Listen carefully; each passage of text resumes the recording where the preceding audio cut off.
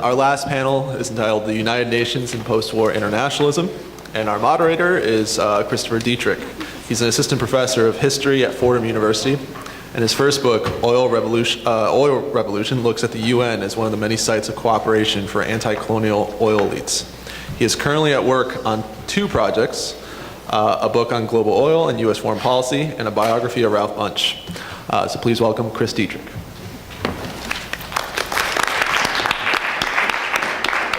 Thanks so much, Mike, for organizing, and thanks everyone for joining us. When American political scientist and State Department official Ralph Bunche joined the United Nations on temporary loan, they thought, after the San Francisco conference, he was charged with managing a process that set out trusteeship, according to Article 76 of the UN Charter. The basic objective of the trusteeship system, he knew, was to promote the progressive development of the trust territories towards self-government or independence. But Bunche soon found that this ideal was very difficult to put into practice. In part, this was because of the Cold War. He saw a tension between self-government and the Cold War, in particular in the infighting among the delegates, particularly the South African Field Marshal Jan Smuts, the American delegate John Foster Dulles, and their Soviet counterpart Envy Novikov. Bunche worried that without a functioning trusteeship council, the principles of the UN Charter would be just paper, because the aspirations of the non-self-governing territories would be left to the arbitrary power of their former mandatory rulers, or, he wrote, perhaps worse, they would be subject pawns in the emerging Cold War.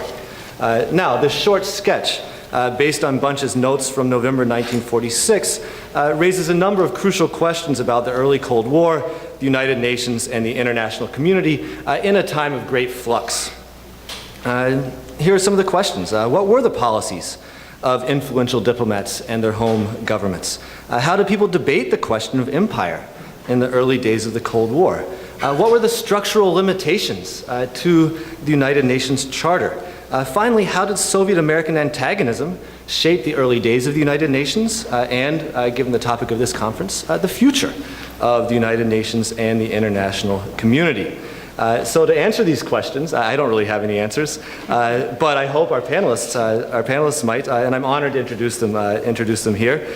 To my immediate left, we have Blanche Wiesen Cook, who is the Distinguished Professor of History and Women's Studies at John Jay College of Criminal Justice and the Graduate Center of the City University of New York. The New York State Council on the Humanities honored her as Scholar of the Year in 1996. Her most recent book, Eleanor Roosevelt, Volume 3, published in 2016 by Viking Penguin, was widely popular, as was its first two volumes, published in 1992 and afterwards. The first volume was on the New York Times bestseller list for 3 months and received numerous awards, including the 1992 Biography Prize from the LA Times and the Lambda Literary Award. Blanche Wiesen Cook is a frequent contributor of reviews and columns in many newspapers and periodicals, and her book, The Declassified Eisenhower, was listed by the New York Times Book Review as one of the most notable books of 1981. Next, we have two seats over, Jessica Pearson, who is an assistant professor of history at Macalester College in St. Paul, Minnesota. Her work explores the intersections between French colonial history and post-war internationalism, and she's currently at work on a book manuscript entitled The Colonial Politics of Global Health, France and the United Nations in Post-War Africa. And I think we can look forward to that. She told me just a little while ago, sometime next year. So that's great news. She's published articles on the World Health Organization, intercolonial health cooperation, and the United Nations in decolonization. She received her PhD from here, NYU, in 2013, and is taught at Tulane and at the University of Oklahoma. We also have Stephen Schlesinger, who's a fellow at the Century Foundation in New York City, the former director of the World Policy Institute at the New School, and former publisher of the quarterly magazine, The World Policy Journal. Mr. Schlesinger received his BA from Harvard University and his JD from Harvard Law School. In the mid-1990s, he worked at the United Nations at Habitat, the agency dealing with global cities. He's the author of 3 books, Act of Creation, The Founding of the United Nations, Westview Press 2003, for which he won the 2004 Harry S. Truman Book Award. Bitter Fruit with Stephen Kinzer, The Story of the U.S. Coup in Guatemala, Doubleday in 1982, which was cited as one of the New York Times' notable books for 1982. And The New Reformers, Houghton Mifflin, 1975. He's also the co-editor with Andrew Schlesinger of the best-selling journals 1952 to 2000 of Arthur Schlesinger Jr. and the Letters of Arthur Schlesinger Jr. And finally, at the end, we have Andrew J. Bacevich, who grew up in Indiana, graduated from West Point and Princeton, served in the Army, became an academic, and is now a writer. He is the author, co-author, or editor of a dozen books, among them American Empire, The New American Militarism, The Limits of Power, Washington Rules, Breach of Trust, and most recently, America's War for the Greater Middle East, A Military History. So we'll begin with Blanche Wiesen Cook.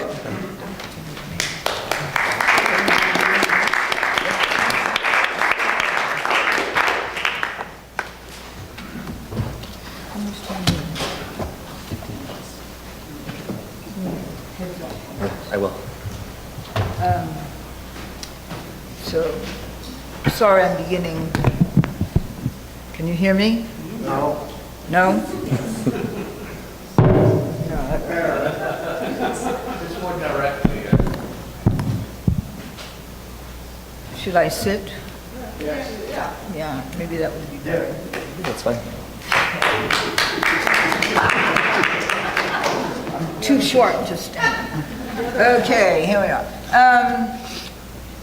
I was very moved yesterday by the conversation about how many folks were silenced during what we now will call Hooverism for John Edgar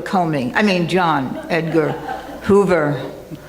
And one of the mysteries of Eleanor Roosevelt, Volume 3, is that FDR never fired John Edgar Hoover, and he never fired Breckinridge Long.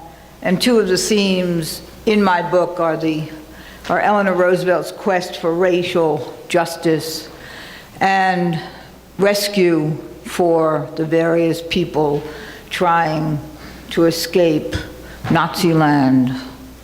And so that's kind of the theme of that book. But my career was actually started at Johns Hopkins University, where I was Owen Lattimore's last student. And after the discussion, that is to say, I was his last student in the United States. He went to Leeds, where his first student was David Harvey, and ironically, David and I now are both together at the Graduate Center. But recently, which is to say about 15 years ago, things get really cropped at the end, I was asked to write the introduction to Owen Lattimore's Ordeal by Slander. Thank you, darling. And I looked at it with some immediate political urgency, because after Owen Lattimore was fired by the geography department at Hopkins and his wonderful Institute of Asian Studies was ended, the history department took him in. But diplomatic history and Asian studies ended. And so for decades, David Harvey said, until the end of the war in Vietnam, there were no really vigorous Asian scholars, Marilyn Young being among the early and first new generation of Asian scholars. Over time, I served in the State Department, in the historical office, a little bit astonished at how few Asian scholars were around. And I would just like to read a few words from this introduction, because Owen Lattimore is accused of having lost China. And that whole question of losing China, which changed everything. For a time, Johns Hopkins was the leading university in America for Chinese and Mongolian studies. Always a maverick, fiercely independent, he encouraged his students to be bold. Somebody said yesterday he was told to be cautious. I was told to be bold. And that, really, as Audre Lorde said, your silence will not protect you, you might as well be bold.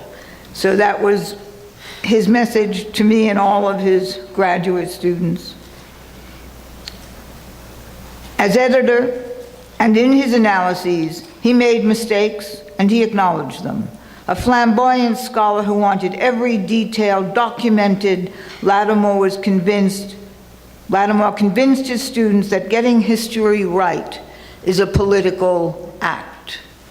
And those of us who also think about Taoism know we can never get everything completely right. We never know everything. And in a world of secrecy and deception and lies, we know what we know, and we depend on the whistleblowers and the freedom of information, and we can talk about that subsequently. Throughout World War II, he was a hard-working public citizen, and I have a whole section here about all the good things he did. During World War II, during the bitter days of China's civil war, when he encouraged his Mongolian friends and colleagues to seek refuge at his home, the Lattimores hosted various scholars and students, which upset Baltimore's Southern race etiquette during the last years of segregation, as they appeared in their native costumes and Buddhist robes. Among their closest friends and house guests was one of several Mongol living Buddhas, the Diloé Hutu, who had sought refuge in China from communist-controlled Outer Mongolia, served in Tibet as the Dalai Lama's tutor during the war, and after 1949 fled to the US and resided with the Lattimores in the spring of 1950. That was when their free-whirling world of study, dissent, learning, and controversy abruptly ended, and their ordeal by slander began. And a lot of folks have talked about the beginning of the Cold War as if it began in 1946. Most of us argue that it began immediately in 1917. And these days, if you want to understand the Near East, David Frumkin's A Peace to End All Peace is probably where we need to begin with what happened during World War I and the various treaties that changed the borders of all nations in what we call, because the British called it, the Middle East.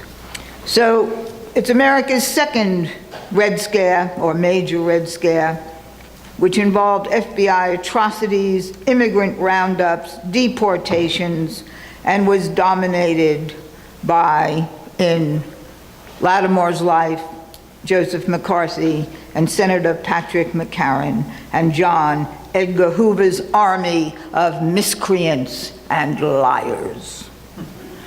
They were, for Owen Lattimore and his family, a 5-year nightmare of calumny and horror. For American diplomacy and the future of international studies, its effects resonate still with surprising and wicked results. When the 1950s crusade against New Deal liberals and internationalists in the name of anti-communism began to abate and the scourge of patriotic insanity diminished, McCarthy was censured. Senator Arthur Watkins, a Republican from Utah, a member of the censure committee, said, McCarthy took this nation into depths as dark and fetid as ever stirred on this continent. No lie was too big, no witness too craven, no attack too disgusting. Individuals survived, but U.S. diplomacy was derailed and deboned.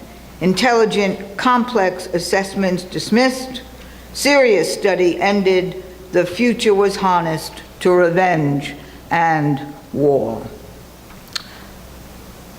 Owen Latimer was in Kabul, isn't that ironic, on a UN mission to assess the technical and economic aid Afghanistan required. Since he had never been to that strategic nation along the Sino-Soviet frontier, he agreed to go.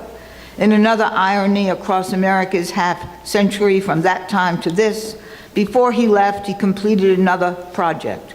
Worried that Chinese communists were about to control Tibet, he appealed to scholars to rescue the books and priceless manuscripts in Tibetan monasteries.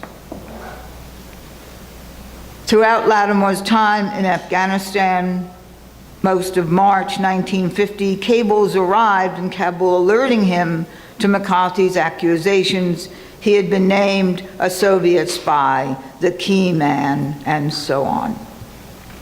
I have then some details about the attacks on him, America in a state of siege.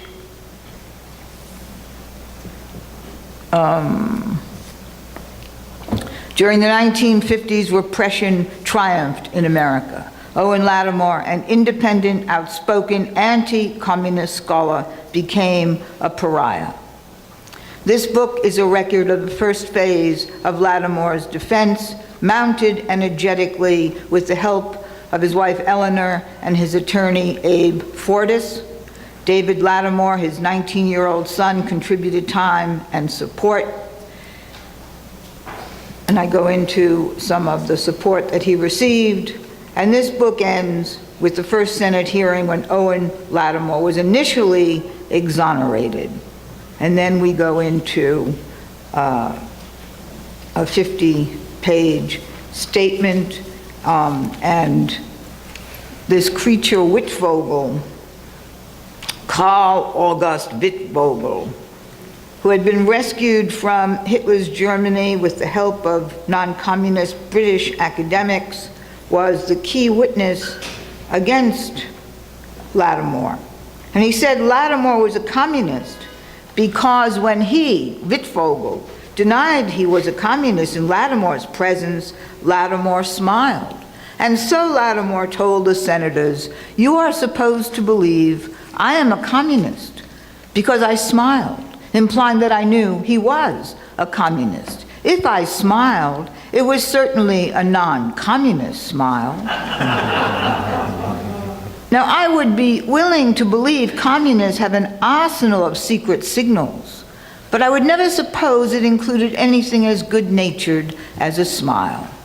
In fact, I thought that these grim conspirators regarded a smile as a bourgeois gesture. If I am wrong, and if a smile is a secret red signal, I confessed I used to smile a great deal. Before these days, I used to think life was a lot of fun. Anyway, the details go on, and my point that I want to come to here was after the attacks against Owen Latimore finally subsided in 1955, and the History Department provided temporary sanctuary. Great heroes like the Renaissance Italian scholar Frederick Chapin Lane, C. Van Woodward, David Spring, Charles Barker, Sidney Painter, encouraged his ongoing researches, and young historians were dazzled by his broad vision.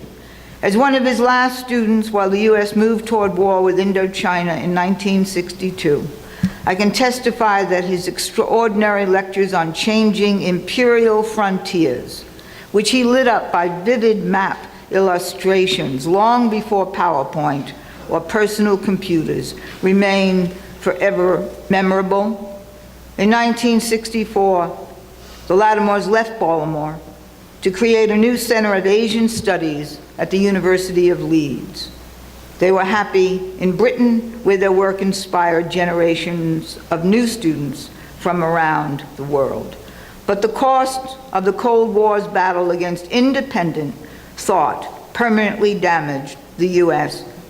regarding policy in Central Asia, where ignorance rules and arrogance reigns. For decades, liberalism and reason were dismissed from the game of nation. For a time, human rights and the public good disappeared as the U.S. values regarding international relations. Dissent was disallowed. Scholars who respected nuance and complexity became suspect. David Harvey laments that reason was not restored until after the tragedy of Vietnam. For generations, geopolitics dropped out of geography and political geography became a dull backwater. In these needful times, when serious learning about the Eurasian heartland from Afghanistan to Korea is so wanting, one must note that too many history departments, including Johns Hopkins, ended the study of diplomatic history during America's half-century of confusion and crises. Today, Owen Lattimore's works and words concerning the fluid frontiers of Central Asia, China, and the Middle East are more important than ever. And I go into details about what is most important in these fluid regions in Asia, and with David Frumkin in the Middle East and Owen Lattimore in Asia, we have a vision.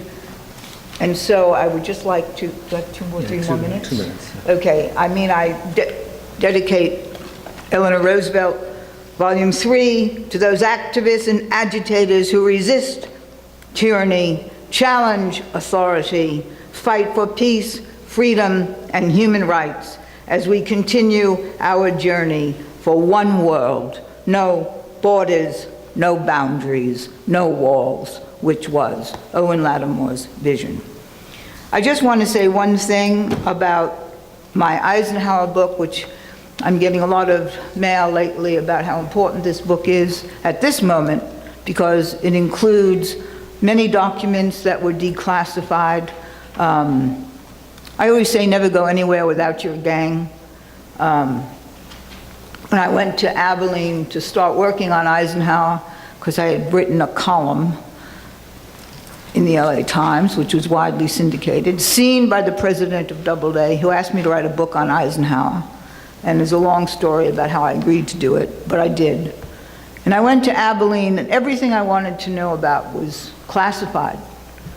And so I left, returned to New York, called a meeting of my pals, Mike Ratner included, CCR, ACLU, journalists and historians, and we founded the Fund for Open Information and Accountability, FOIA Inc., the Freedom of Information Act. Bella Abzug was in Congress, and the Sunshine Law passed, the Freedom of Information Act passed. And we won a case, the American Friends Service Committee versus Webster, where we got buckets of FBI files, Eleanor Roosevelt's file, Eisenhower's many different files. And one of the shocking things is that about 90% of Eleanor Roosevelt's FBI file is everything she said against racial injustice, against lynching, against segregation, for decency. And that's true for lots of the other files. In my book, I talk about her initial reaction to Truman's first UN group. She didn't like them very much. She particularly disliked She particularly disliked John Foster Dulles, and she wrote many of her friends about how she hated that man. But she loved the staff, and you'll be pleased by what she wrote about Ralph Bunche and Alger Hiss. I can't find the quote right now, but she talks about how the staff is really terrific and includes, top of the list, Ralph Bunche and Alger Hiss and Durwood Sandifer. And I spend a lot of time on her legacy, the Universal Declaration of Human Rights. One of the things we need to talk about is the Universal Declaration of Human Rights has never really been fully ratified. The civil and political rights were ratified in 1992 after the Soviet Union collapsed. Does anybody know who thought that was a really good idea? George Herbert Walker Bush. But if someday somebody does an Oedipal biography of George Warbush and his papa, you'll see that he did everything opposite of what his father stood for, including the war in Iraq. Bottom line, the covenants came in after Eleanor Roosevelt's death in 1966, and the U.S. to this day has never had even a conversation about the economic and social rights covenant of the U.S.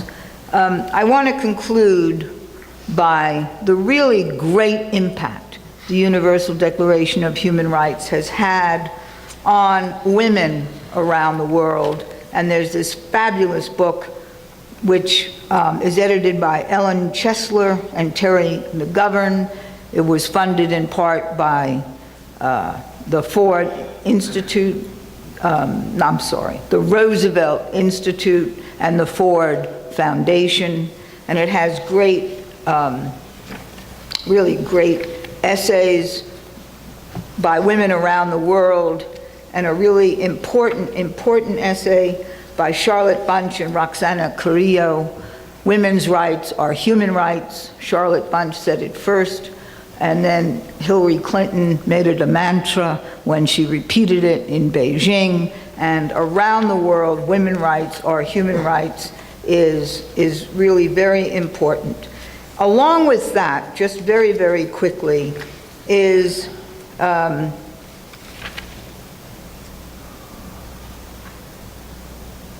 the Convention on the Elimination of All Forms of Discrimination Against Women, a really major and important treaty document, CEDAW, C-E-D-A-W.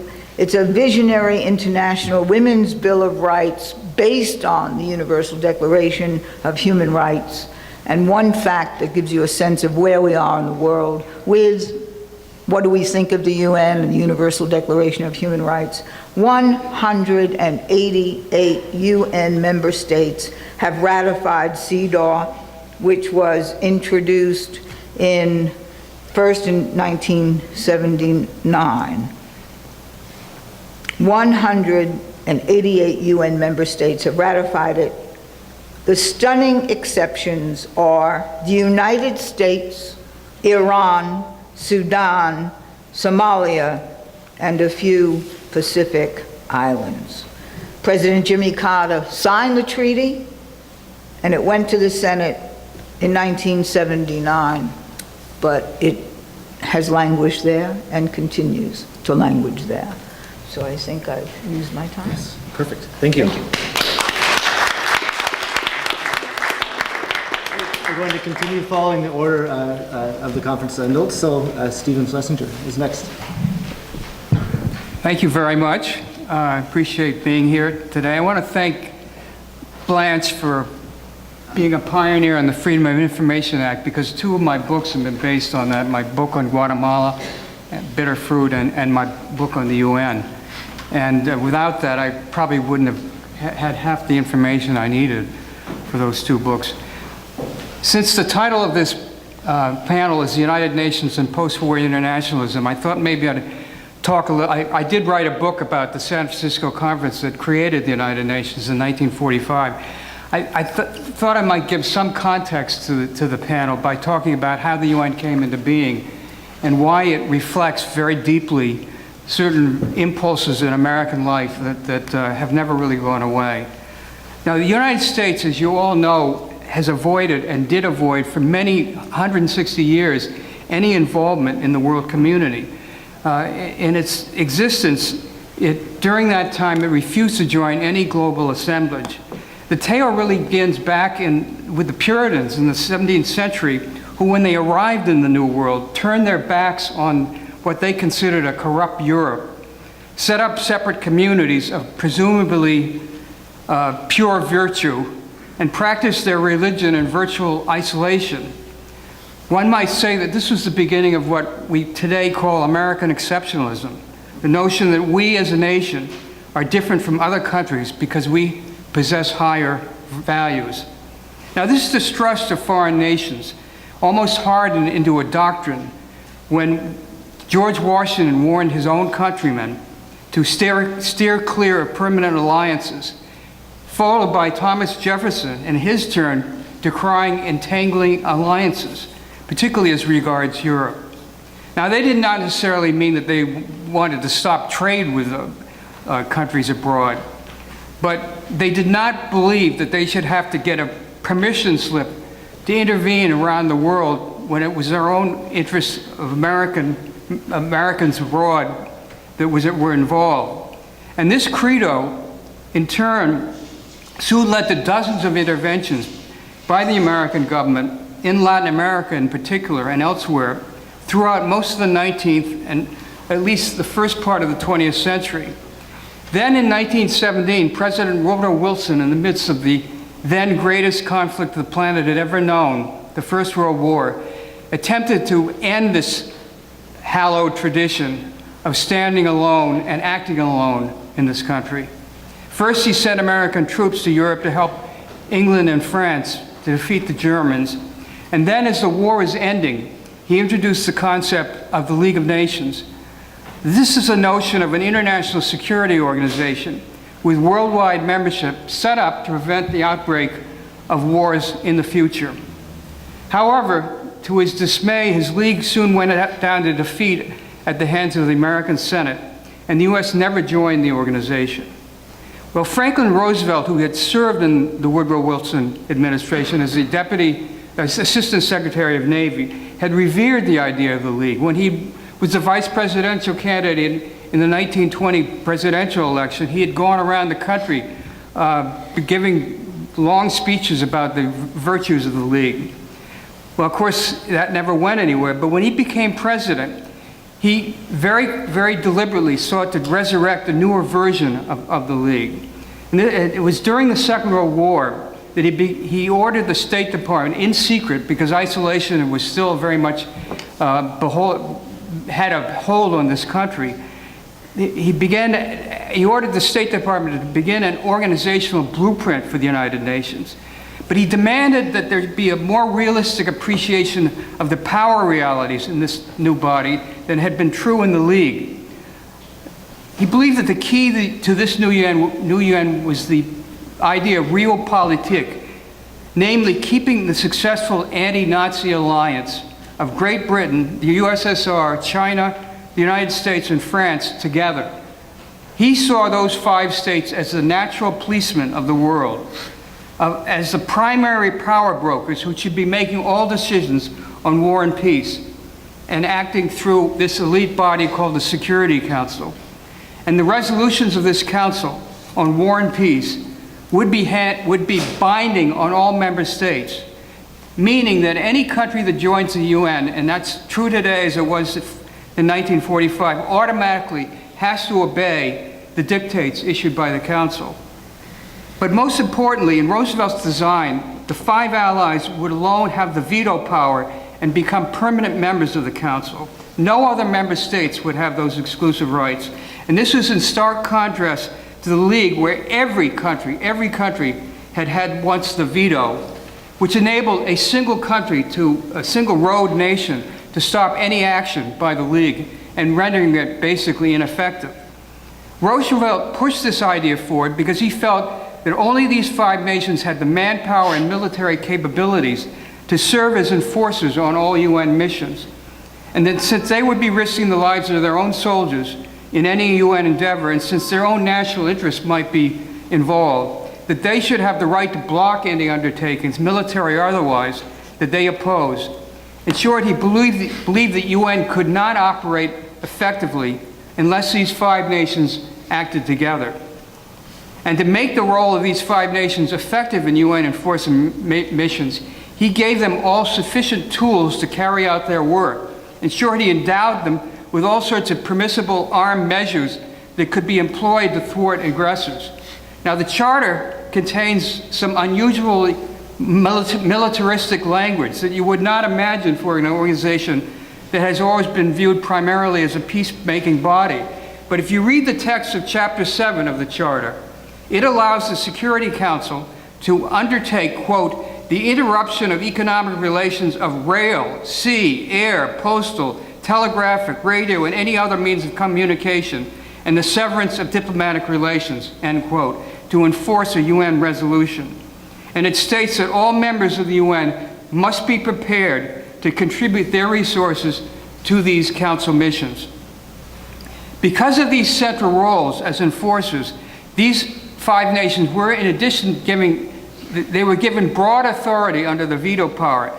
Not only could they block resolutions in the Security Council, but they also would be allowed to shape almost all discussions on the Council, make the ultimate decisions on who should be the next Secretary General, decide which nation can gain admission to the organization, determine what amendments to the UN Charter are acceptable, and most recently, okay whether cases of human rights abuses should be sent to the International Criminal Court. The most fundamental reason Roosevelt so strenuously sought the veto power for the U.S. was to propitiate the American Congress in his own country. He knew that without the veto, he could not otherwise get the U.S. Senate to ratify the treaty, or for that matter, even obtain the support and participation of the Soviet Union in the organization. All he remembered was that 25 years earlier, he had seen the League Treaty go down to defeat at the hands of the U.S. Senate when its members decided that the League's provisions had violated U.S. sovereignty. Now the exclusive veto under the UN Charter clearly guaranteed that the U.S. would always control its own destiny in the UN without interference. In the spring of 1945, Roosevelt convened the San Francisco Conference, bringing together some 50 nations to ratify the Charter. But he died 13 days before the event began. And the new president, Harry Truman, a rather unknown figure, senator from Missouri, who had never attended college and had been abroad once in his life, now presided over the meeting. And to the great surprise of most observers, brought it to a successful conclusion. It turned out that Harry Truman was one of the great internationalist presidents we've ever had. However, at the end of the San Francisco gathering, he went out to the city and gave a speech in which he imparted the following warning to the American people, in which he said, quote, we all have to recognize, no matter how great our strength, that we must deny ourselves the license to do always as we please, end quote. Those words have proven to be fraught and prophetic. For even while the UN treaty was later ratified by the US Senate by a huge vote of 89-2, ever since then, the issues of unilateralism, isolationism, nationalism, and American exceptionalism have never really gone away in our relationship with the UN. Indeed, in practice, the US has tended to use the UN mainly when the UN's interests have aligned with American interests, and have generally disowned the UN or circumvented it when they don't. In 1950, for example, Truman managed to obtain a UN security resolution to supporting the dispatch of troops to South Korea to repel an invasion by the North Koreans. And he was only able to do this because the Russians were at that time boycotting the council and therefore were not there to veto it. But in any case, The U.S. assuredly would have gone into Korea whether the Russians were there or not, even if there had been a veto. The Council's vote, though, in favor of the U.S. resolution gave the patina of legitimacy to the Washington's military intervention in Korea. On the other hand, when Dwight Eisenhower became president, the one who succeeded Truman, Eisenhower approved 2 covert interventions, CIA interventions in 2 different nations, each run by democratically elected governments, Iran in 1953 and Guatemala in 1954, to oust their presidents. Did he go to the UN Security Council to get any clearance? Of course not. He used this, he simply circumvented the organization and then approved this intervention, both interventions, in a surreptitious manner. In the early Cold War era, the U.S. used the UN when the organization agreed with American aims and tended to go around it when the UN disagreed with them. Now, this was part of this ambivalence that I reported on earlier about past 160 years of American history, where we've always had this ambivalence about being bound down by rules of international organizations. But in addition, the other thing that the Americans had to face was the very structural setup of the UN Charter allowed the Russians to have a veto, those 5 nations that I mentioned earlier. And so that meant that in the first 45 years of the UN's existence, basically from 1945 to 1989, 1990, the U.S. and the UN, the U.S. and Russia would veto each other's resolutions, basically rendering the Council irrelevant to what its original duties have been prescribed by the founders in San Francisco. This does not mean that the UN during this 45-year period was totally irrelevant. I mean, it was acting still as a peacemaker. It created new agencies to deal with things like food insecurity and social programs like children's issues. It helped bring about dozens of new treaties on neutral matters like maritime safety and global communications. But as far as security went, from that period, from 1945 to 1990, the UN was a stark reflection of the Cold War itself in the sense that there was total paralysis on war and peace issues. What if the UN today in the age of Trump? Well, frankly, the same structure of 1945 still applies in the UN. 5 countries still have the veto, and if they don't operate together, nothing happens in the Council.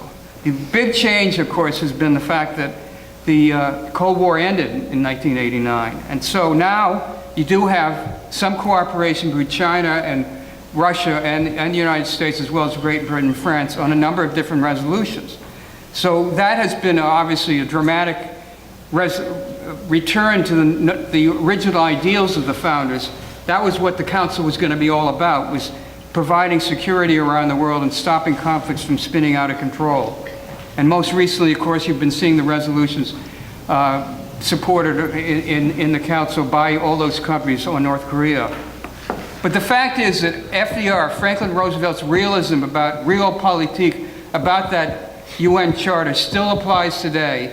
And there have been many instances and many efforts in the UN to try to reform it, never successful.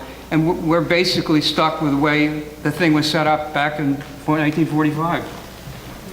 Great, thank you.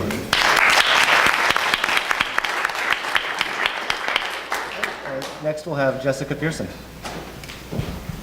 Can you guys all hear me? Okay, good.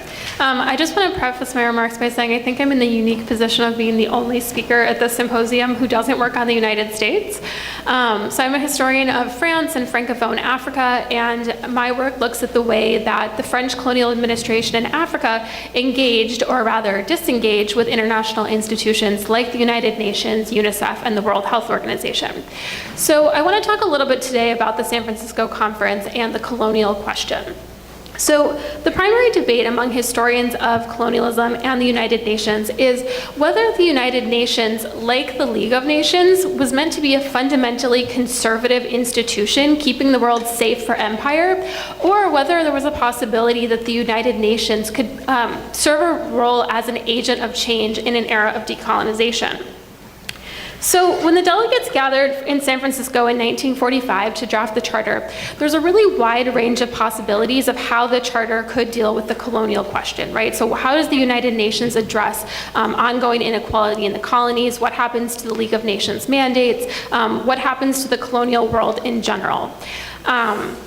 So as a French historian and looking at this from the French perspective, I tend to see the United Nations as an institution that actually had a potential to be an agent for change, especially when we're thinking about decolonization. When the French come out of the Second World War, after 5 years of defeat, occupation, the shame of having collaborated with the Nazis, they kind of have this idea that the only way that France can regain its position on the international stage is to hold on to their empire. And French officials are very convinced that the United Nations pose a serious threat to their ability to do that. So what they feared most at the San Francisco conference is that their colonies are going to be taken away from them forcibly and placed under an expanded regime of international trusteeship. So where did they get this idea? In 1945, just before the conference begins, a journalist using the pseudonym Geneva wrote an article in the American Mercury entitled "America's Plan for the Colonial World," where they proposed just what the French were fearing most, that all colonies should be taken away from European colonial powers and they should be jointly administered by the United Nations. So according to Geneva, dependent people around the world would, quote, look to the United States as the most powerful and the most idealistic nation in the world to help them in their fight for self-government and economic reform. Most of these people, Geneva explained, quote, were brown or black, underemployed, underpaid, undernourished, ill-clothed, uneducated, disenfranchised, and increasingly restless under the rule of privileged white oligarchies. Despite their hope that American leadership would lead them on the path towards freedom, inhabitants of colonial territories remained skeptical, perhaps unsurprisingly because the US had not joined the League of Nations and had not served on the League of Nations Mandates Commission. Geneva assured his readers, however, quote, we mean well and we mean business. While the League's mandate system extended only to a select group of colonial territories, the remnants of German and Ottoman empires, Geneva proposed a system in which all colonial territories could potentially be brought under a regime of international trusteeship. According to his article, and when it explains the use of the pseudonym Geneva, it does state that he is a man, so I'm not making any assumptions about Geneva's gender. So according to his article, quote, there is no reason why the principle of international trusteeship should be confined to the former mandates of the League. Imperialism is imperialism, whether old or new, and the daily routine violence necessary to maintain old tyrannies is almost as inexcusable as new aggression. According to Geneva, the ultimate goal of this arrangement was political independence, but that organizations like the UN would need to hold colonial governments accountable, not just for the development of self-governance, but also for economic development policies as well, because he wrote, quote, hungry natives cannot eat constitutions. I love that line. Throughout the months before the conference, the French Foreign Ministry closely tracked American public opinion, and they made a very distinct separation between what they saw as American public opinion and the opinions of the US State Department. They were sort of thinking about the position of the US State Department in terms of broader diplomatic issues, but saw the American public as being fundamentally anti-colonial. They especially tracked papers with large African American readership like the Pittsburgh Courier and the Chicago Defender. These papers covered a wide range of topics relating to the French Empire, and a lot of these articles are coming out in the months before the San Francisco conference and while it's happening. And they had headlines like, New Deal for Colored Races, de Gaulle promises Africans application of the Atlantic Charter. So kind of referring back to our earlier panel on the New Deal. Also, end of vast French empire looms. Another paper with a sizable African-American readership, the Chicago Defender, proclaimed that France, like South Africa, ruled its colonial populations with, quote, an anti-Negro iron fist. And so I think even that association of French colonial rule with that of South Africa is very interesting. So American public opinion about France's colonial affairs was important to track, French officials believed, one memo said, because, quote, the colonial question was one of the only questions where the opinion of the American people was so starkly in opposition to that of France. While the charter produced by the delegations of the San Francisco Conference that spring did not place all territories under international trusteeship, it did institute a system of international oversight for the colonial world. So for the territories to which international trusteeship applied, the UN was able to send both visiting missions and hear petitions from people living in those territories.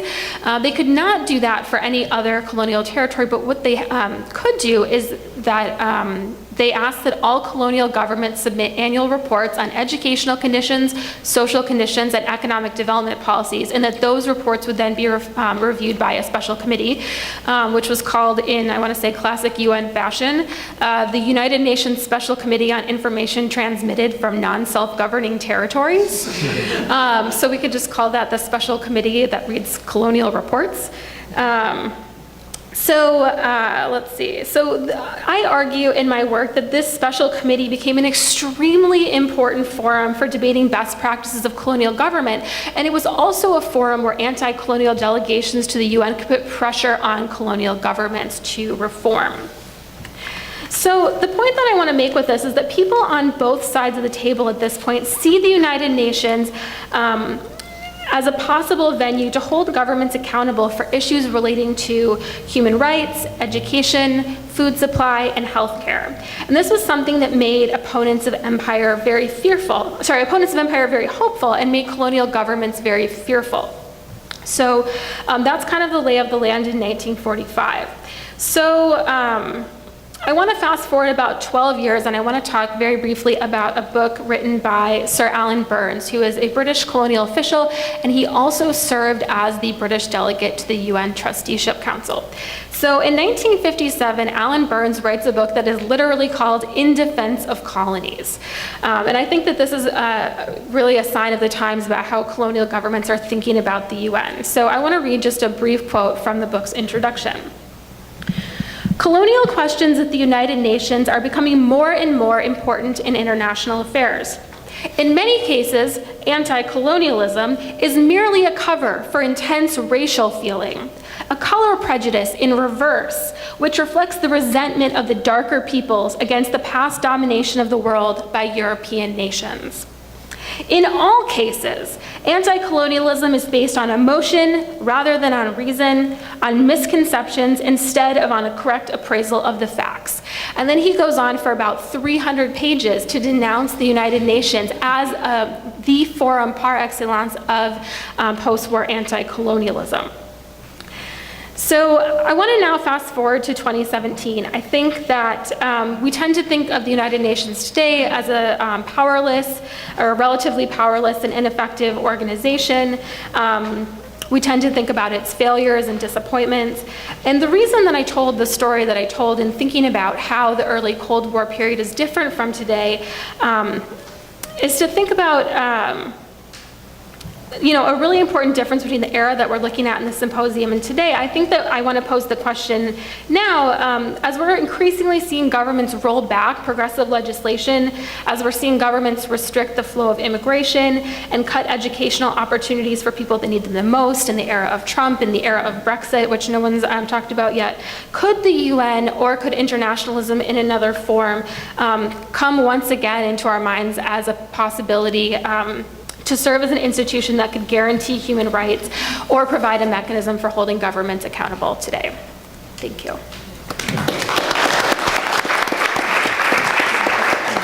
Thank you. And now, to wrap things up, we have Andrew Bacevich. So I was asked to reflect on how events of the early Cold War affected U.S. attitudes toward the United Nations. And I have to confess up front, I've not studied the United Nations in any significant way. I don't believe I've ever written about the United Nations. There are many people in this room who know more about the United Nations than I do, but there's good news here. And the good news is that, conscious that I am the last speaker on the last panel, my remarks will be brief. Now, my answer to my question is that events of the early Cold War, as interpreted in Washington by the foreign policy establishment, all but destroyed American confidence in the United Nations as a potential contributor to international security. In the late summer of 1945, when the Japanese surrender ended World War II, many Americans, I believe very much to include President Truman, entertained very real hopes that of the UN preventing any further recurrence to war and of paving the way for some rough approximation of world peace. But in remarkably short order, those hopes and expectations vanished. And I'm going to basically build my little talk around one particular anecdote that I think helps to illustrate how quickly those hopes disappeared. In June of 1946, as it happens, the very week when Donald Trump was born, Life magazine, then at the height of its influence, featured a lengthy essay by John Foster Dulles, who's already been mentioned a couple times. The title of Dulles' essay was Thoughts on Soviet Foreign Policy and What to Do About It. Well, less than a year after World War II's glorious conclusion, Dulles' prognosis was nothing if not grim. Nazi Germany was gone, Imperial Japan vanquished, but the United States was already facing another comparable threat.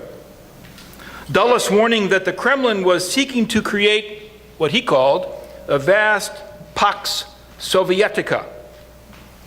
Russia and America, therefore, were on a collision course with Soviet ambitions directly threatening all that Americans valued, and the United Nations provided no protection against that threat. It was therefore incumbent upon the United States, Dulles insisted, quote, to resist all expansive manifestations of Soviet power. Failure to do so invited the ultimate disaster. Assume, he wrote, assume that Soviet leaders cannot be brought to change their program. Well, then a drift into surrender or war would inevitably result. And if the past is any guide, he added ominously, it will be war. Averting this terrible prospect was going to require forceful national exertions, or as Dulles put it, an affirmative demonstration that our society of freedom still has the qualities needed for survival. And he called upon Americans to rise to this challenge, making it, quote, making it clear beyond peradventure that they are prepared to accept personal sacrifice to keep freedom alive in the world. Well, a devout, if somewhat dour, Presbyterian, John Foster Dulles framed the central task in spiritual terms. To overcome godless adversaries would require that Americans remain a godly people. Unless disciplined by faith, he warned, freedom becomes little more than excuse for, his word, self-gratification, the temptation to which he suggested Americans were notably susceptible. Quoting him, under such circumstances, freedom is dangerous. And only by tempering the exercise of freedom could Americans ensure the preservation of freedom, habits of self-restraint enabling them to sacrifice on freedom's behalf. To emphasize, this is barely a year after VE Day, less than a year after the end of the Pacific War. But as far as Dulles is concerned, those historic victories retained next to no relevance to present-day policy. The Americans who had served and sacrificed to win World War II might think that their work was done, but Dulles entertained no such illusions. He held that the struggle for freedom was only just beginning. And sustaining that struggle was going to require the United States to take the lead in opposing Soviet totalitarianism. Only to the extent that it contributed to that endeavor was the United Nations likely to be of any use to the United States of America. Now, this is just one tiny bit of evidence. I acknowledge that, but I submit that it's a telling one. Whatever you or I may think of John Foster Dulles, he was, in fact, a paragon of the foreign policy establishment. Writing in Life magazine, I would argue, Dulles was expressing the views of an insider who was, in effect, auditioning to become a future Secretary of State. And in that regard, writing in Life, he was articulating what already was well on its way to becoming the conventional wisdom within insider circles. You know, you don't get one of the big jobs in Washington if you stray too far away from the conventional wisdom. Now, let us concede, by June of 1946, East-West tensions were already becoming pronounced. Issues provoking disagreement included how to treat the defeated Axis powers, Soviet intentions toward Eastern Europe, the future of atomic weaponry, and the status of Iran, among others. But Dulles had already abandoned expectations that the United Nations might provide a forum in which to resolve these issues. A perspective animated by ideological convictions and reinforced by religious considerations rendered such expectations naive in the extreme, in his view, which I would argue were not his view alone. In effect, therefore, the only alternative to a Pax Sovietica was a Pax Americana, a conclusion that prevails even today in Washington, long after the Soviet Union itself has vanished, and even in the so-called age of Donald Trump. Thank you very much.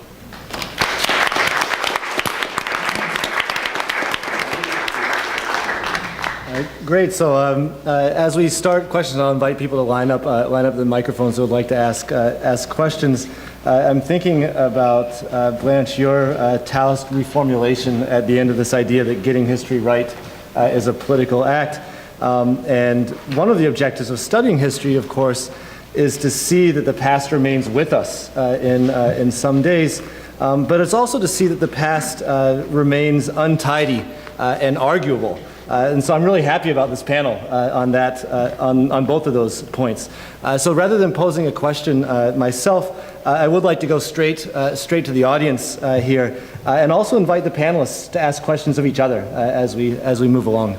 So we'll go over here first. I happen to be an expert on India, and I've been working on India and America. And during World War II, Franklin Roosevelt backed off from his efforts to push Churchill towards self-government for India. However, vis-a-vis Indochina, he said this was the worst colonial rule in the world. Unfortunately, since he died in April '45, his views were not those of the post-war period. And although Harry Truman has come in for great praise here, he presided over the return of the French to Indochina with the help of British troops and Indians, even though Nehru, who was the head of the provisional government in India, still under British rule, greatly objected to the use of Indian troops in Southeast Asia, helping the return of the colonial powers. So I just wanted to ask about the connection of Americans to the return of the French to their empire. That's a really interesting question. So my work mostly looks at sub-Saharan Africa, but I'm potentially going to be doing a larger book project about the UN and decolonization, and I'll definitely be thinking more about the question of Indochina. I think that what would be the best way to answer your question is to think a little bit about the way that the French are distinguishing between American popular opinion and the interests of the State Department. You know, they're tracking American newspapers really closely, and they're also tracking what's going on in the State Department. And they, in their files, they have these little like press resumes, summaries, and then they'll have like side by side with that what's going on in the State Department. And they're thinking very much strategically about what U.S. military interests are, U.S. economic interests. They're thinking about this in terms of the Cold War context. They think that, no matter how much pressure they're getting, the U.S. government's getting from just sort of general public opinion that's pushing for anti-colonialism, that in the context of this sort of looming Cold War, that they're not necessarily going to take a stand against French colonial interests or British colonial interests. So this is a question I can comment on because I just finished watching the Ken Burns series on Vietnam. So I can claim great expertise. I'm reviewing it for The Nation. It's you can look at the review. Great review. It seems to me that while the war was going on, and I think this would be my explanation for why Roosevelt would cut Churchill some slack on India, is because while the war was going on, Great Britain was viewed as a key ally. I think naively, some expectation that Britain would continue to be a genuinely great power in the post-war era. That was a misjudgment. By comparison, de Gaulle was a jerk. France had an epic military failure. And simply from a strategic or geopolitical view, it seems to me that it would have been difficult for Roosevelt to gin up an argument about why the United States had any particular interest in trying to sustain the French Empire in Indochina. Once we get into the early stages of the Cold War, of course, the calculation begins to drastically change as viewed from the administration of Harry Truman. Remember that early on, the focal point of the Cold War, the conflict between East and West is centered on Europe and the American priority. Whatever we may judge with regard to the vulnerability of Western Europe, the focal point of American strategy is try to ensure the continued stability of Western Europe and to ensure that Western Europe is locked into a relationship with the United States. And in that regard, France becomes quickly important. I mean, it's not until 1949 that NATO was created, but you can't have a viable collective alliance facing off against the Soviets unless you can have reliable lines of communication, and the communications they calculate at that time necessarily have to come through France. And by extension, therefore, there's a strategic rationale, however short-sighted it turns out to be, there's a strategic rationale for now cutting some slack to France when it comes to its efforts to retain its empire in the Far East. I just want to add one thing. Truman's record was more mixed than you suggest. The CIA came up with the operational idea of intervening in Guatemala during his term, and he blocked that. And there were also attempts by the CIA to think about, intervening in Iran because of the oil issue, and he also blocked that. So he had a more mixed record than one might be suggested by the questioner. I think it's really important right now to focus on India. So much is going on in that part of the world that is incredible. And Eleanor Roosevelt really despised Churchill. She was furious to be silenced over the Bengal famine. And remember, it was Churchill. I mean, maybe we know now enough about the Bengal famine. 8 million people died because Churchill wouldn't allow the food in over the hump, even though the food was on its way. And Eleanor Roosevelt wanted to speak out. Her husband silenced her.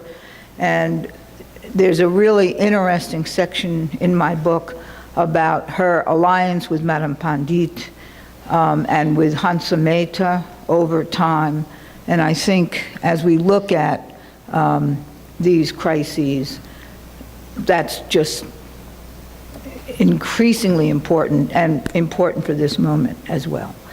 The other thing is, Eisenhower said repeatedly he wanted World War II to be the last civil war to tear humanity apart. And although he did, as we both know, unforgivable things in Iran, the overthrow of Dr. Mohammad Mossadegh in 1953 and the overthrow of Arbenz in 1954, he was urged by people like Dulles and, like FDR has Hoover and Breckinridge Long and Eisenhower has Allen and John Foster Dulles. Why, if you want to avoid war and you stand for peace, would you do that? Big question, but they urge him to drop 1, 2, 3 little atom bombs on Dien Bien Phu. And he, of course, says no. So, the details, we can't know everything, but the details are incredible. Good, thank you.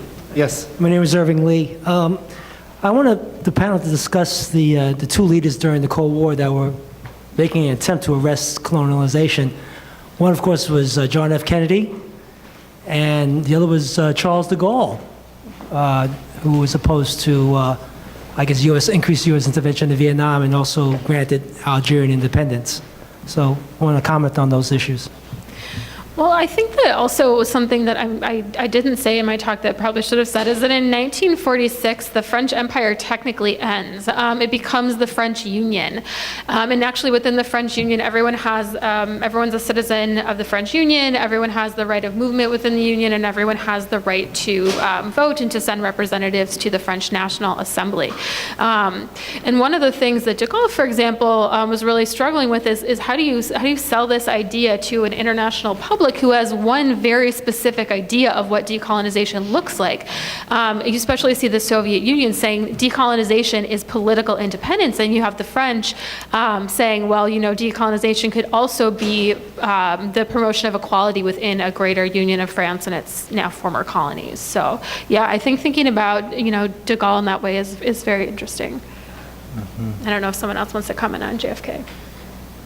I had kind of a related question about sort of the debate that you bring up with the Burns book at the end, and how we see it moving forward, and whether how much has changed over time. Right, there's been this big kerfuffle in the last week about Third World Quarterly publishing this article that could have been entitled "In Defense of Colonies" or "In Defense of Imperialism," and you have the recent debate between Gregory Barton and Dane Kennedy about the overall effects of imperialism. I was wondering how you see that changing or staying the same over time. That's an interesting question. Yeah, when I saw the article, and I don't remember exactly what the title was, but I was thinking of In Defense of Colonies. I guess my first reaction is I don't know if someone could have necessarily published that article 12 months ago. But I don't want to totally dominate the discussion, so if someone else wants to also comment and jump in. Any other comments? All right, well, let's jump to the next. The issue was raised that the UN might be a counterweight to the United States or other global actors regarding human rights, and I want to raise a couple of issues. One, considering that you've got Saudi Arabia with a seat on the Human Rights Council in the UN, and also that I was attending a talk down at SEPS on Barclay Street where there was one UN official, and I can't remember what his name was, but I know he was in front of one of the Gulf states and was talking about how Europe is underpopulated and they're declining and we need to have Islamic immigration. So we really have to address the issue of the Islamic bloc that exists in the UN and how that is moving UN policy, and whether or not that is going to be anything that the world will can countenance with regards to human rights.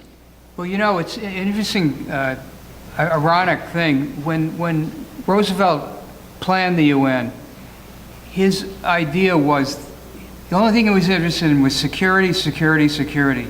He didn't care about human rights or any of those other issues. He never made it a condition of entry into the UN that you have a democracy. That's why the Soviet Union was involved and a number of other dictatorships, because what he thought about the UN was it would prevent the outbreak of war. And that was what he was mainly concerned about. He didn't want to have a third world war conflict. And he, therefore, if you look at the entry points for the UN, a lot of countries came in as dictatorships. It's only been since the establishment of the organization that human rights have become part of the mantra of what the UN is all about. And of course, it is a kind of incredible that Saudi Arabia should be on the Human Rights Council today. There are a number of other countries that are on that have no right being there. But it's the realities of power, the way that the UN has been set up. People have been trying to invite against that, the way that people get elected, states get elected to the Human Rights Council, but they've made no real progress on that. That Human Rights Council used to be a Human Rights Commission, and it was changed into the Human Rights Council because they thought it might open up the possibilities of only controlling which states would be on that body, but it has not proven to be a very successful effort. Again, I want to encourage people to look at Women and Girls Rising, Global Institutions, which has chapters from many countries around the world, chapters about how women, I mean, there are so many divisions in each of these countries that we're not looking at a monolith anywhere. We're looking at dramatic change everywhere. And when you start looking at Pakistan, India, Uganda, China, I mean, all of these chapters, what are human rights and women's rights in all of these areas? What's happening in Myanmar?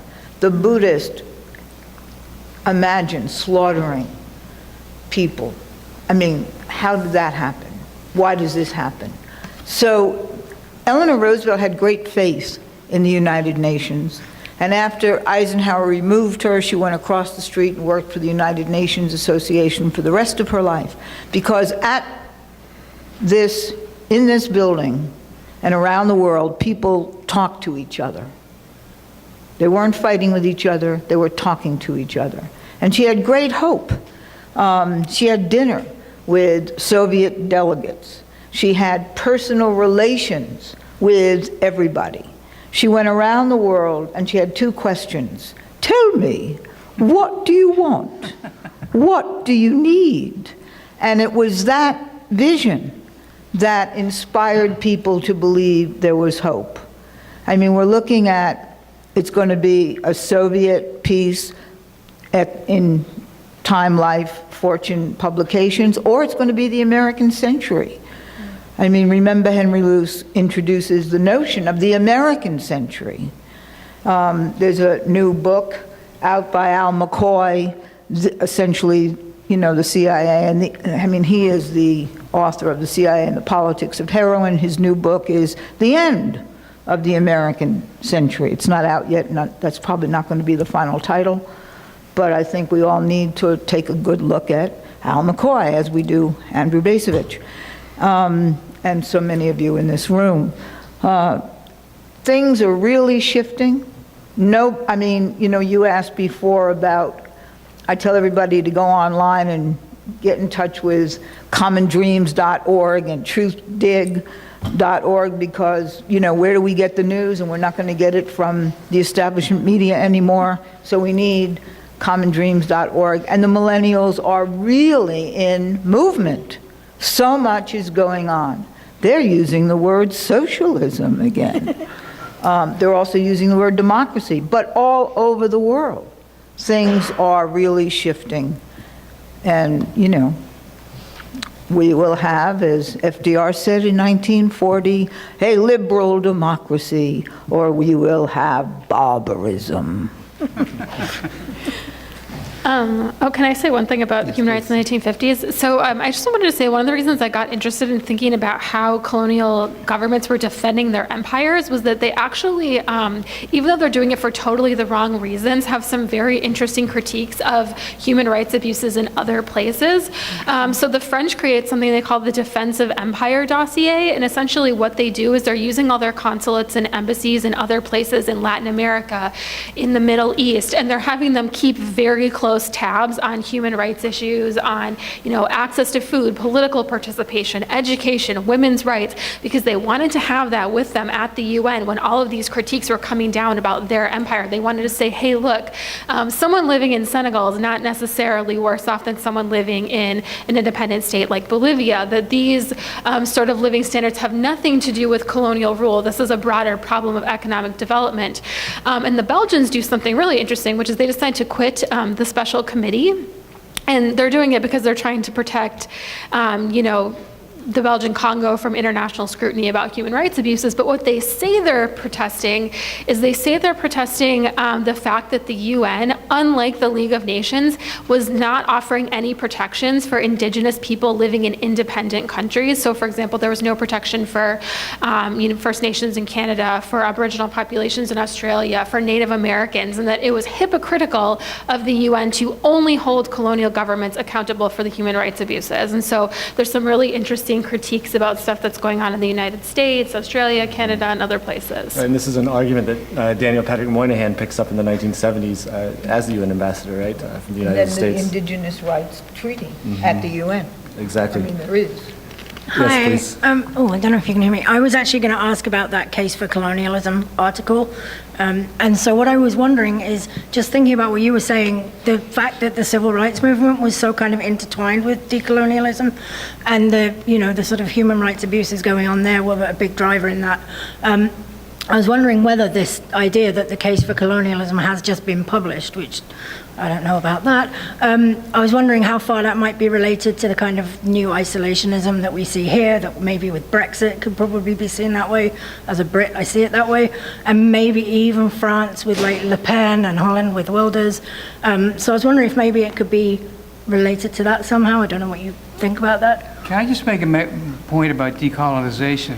Brian Urquhart, one of the great UN officials, once said one of the great accomplishments of the United Nations was to preside over the decolonization of this globe. And in fact, if you look at over the 70 years almost 75 years of the UN's history, it is extraordinary. I think, I don't know, maybe 40, 50 nations became independent. And that was all, done under the rules and regulations of the UN itself. And I think the UN gets very little credit for that. Yeah, I'd agree. Yeah, Bev. I'll try to pose a big question relatively efficiently. So it seems like if you open up a journal like Foreign Affairs these days, the big question is the future of the liberal order, right? So, and what people tend to be talking about are a very definable set of institutions that were created in exactly the years that we're talking about, NATO, the UN, the World Bank, the IMF, but this immediate post-war creation. So I just wanted to put that question to you. Do you think that the institutions that you're talking about here and this early Cold War moment, are these institutions at a moment of grand historical change? Are they deeply under threat in some institutional sense? And also, is that a good thing or a bad thing? Did they serve their purpose? They were around for 70 years in a particular context. We're moving into some new world, and they will either evolve or die. But I guess the first question, are we at a moment of fundamental challenge or of some smaller scale evolution? Can I just make some quick observations on that? It seems to me that we today live in Roosevelt's world. I mean, we live in the institutions that he created, the United Nations, the World Bank, the International Monetary Fund, and all the spin-offs from those organizations. And yes, there was a great threat of communism at one point, and fascism, and now we have Islamic fundamentalism. But they've all been sidelined because those institutions, for all their flaws and all their drawbacks, have remained as part of the way the world operates today. So I think it's a credit to the fact that the New Deal produced all these extraordinary foresight, all these institutions which have remained as part of the way we govern this planet, and have remained, effective enough so they're still extant.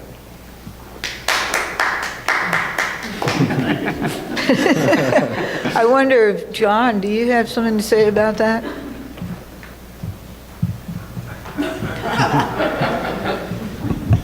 not supposed to be here.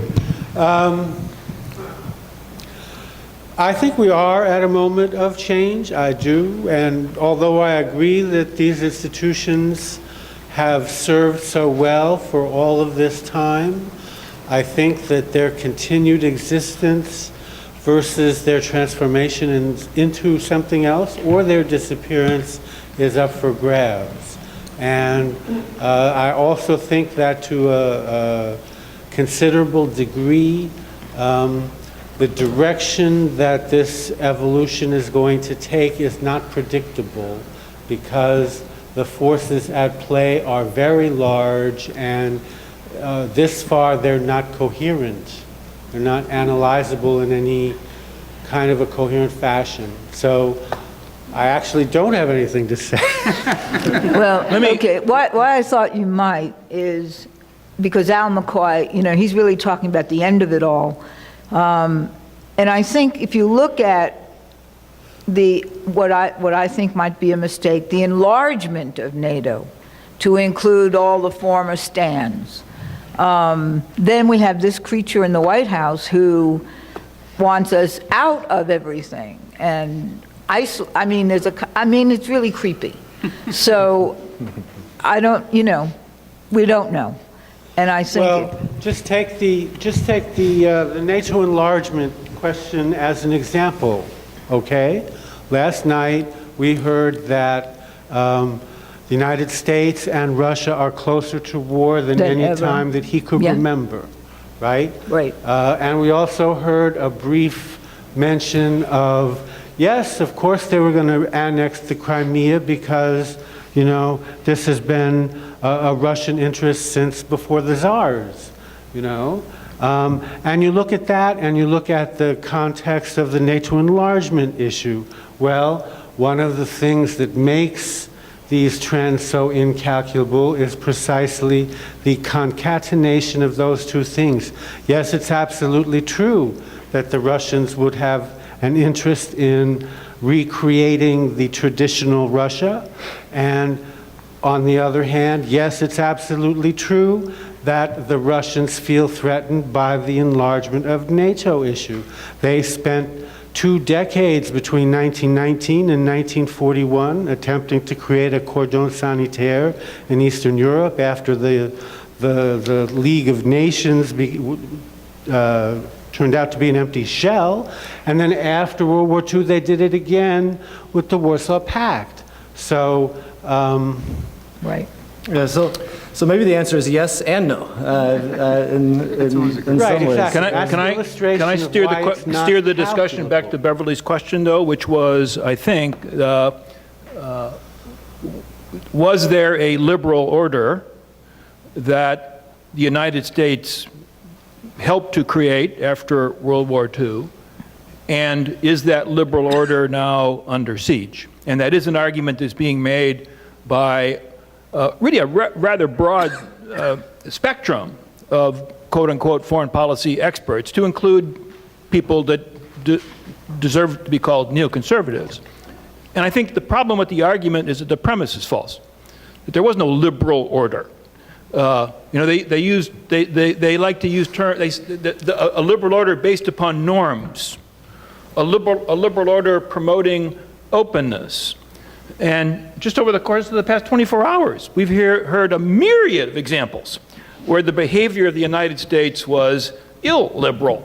Right. I mean, it's the United States that has used its covert capacities in irresponsible ways. It's the United States that finds itself at war, whether declared or not, more than every other country in the world put together. Yeah. It's the United States that chooses to support dictators until the support of the dictators is no longer convenient. Right. So what they've done is to create really a false and I think pernicious argument that is an attack on Trump. I'm okay with attacking Trump, but it's an argument that is intended to conceal or distract attention from the central reality, which is this: the whole notion of an American century, a unipolar moment, an indispensable nation, If that ever had any merit, that time's gone. We are moving into a world in which there will be multiple poles. And if we are going to have any success of avoiding another catastrophic war such as the ones we had in the 20th century, the challenge of the moment is figure out a way to cobble together some set of arrangements that all of those powers will find at least acceptable, and will have something like mutual coexistence on a global scale. But the Bob Kagans of the world, forgive me for mentioning a particular person, are loath even to acknowledge that the distribution of power is changing in fundamental and radical ways. And that's why that argument, I think, is such a pernicious one. I know you weren't making the argument. You were just trying to incite me. Absolutely right. I'll say one more thing and I'll be out of here. And that is that there was an order of sorts that was created at the end of World War II. Whatever label you want to put on it, I don't care.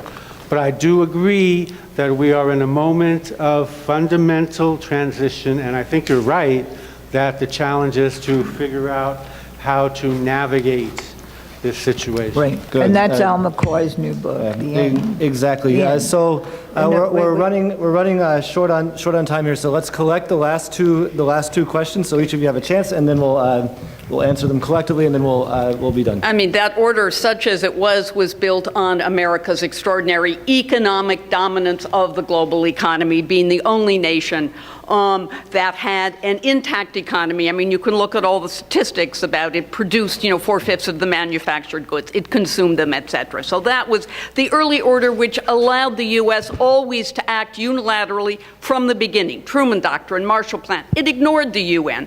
Oh, we don't have enough time, the situation is too dangerous. But I think there was always this instrumental attitude. But the question I wanted to raise was, Stephen's comment, look, these institutions of the immediate post-war period are there, but they look dramatically different.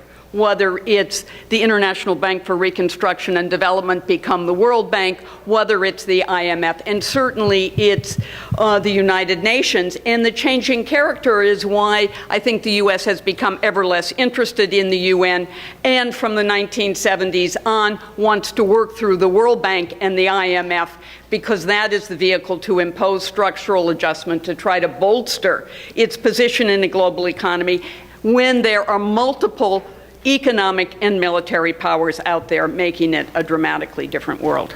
Well, do you want to take the second? Yeah, let's take the second question first. Yeah, actually, I also want to bring in economics, and starting with, again, the kind of parallel to the UN organization, which is Bretton Woods, and setting up an economic system that will stay around until the Nixon shock, the change from the gold standard, but that we're still, in a sense, kind of living in and with and based on, and there again kind of the broader question of what's happening now.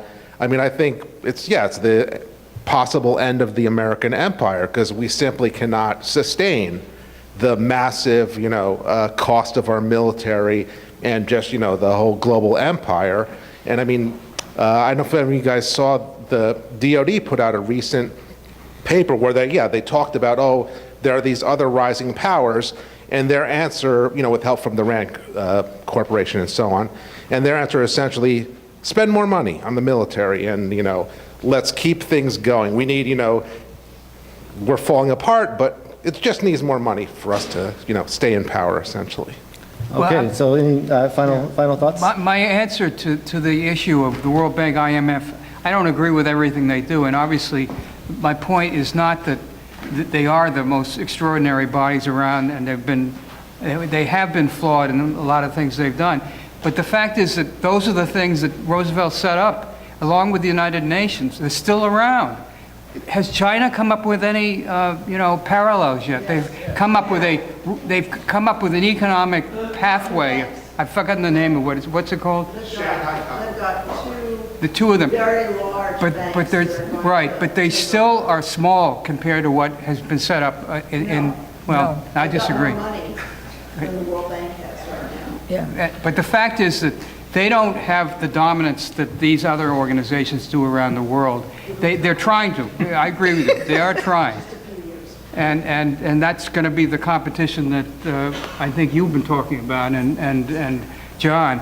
But in the end, you have to remember that the United Nations, the U.S. contributes 22% of the annual budget of the United Nations. The second largest contributor to the UN is Japan with 9.8%. So, the UN is absolutely, dependent on, if the U.S., if Trump gets away with cutting 30% of our funding of the UN, which is part of that 22%, it's going to cripple the organization.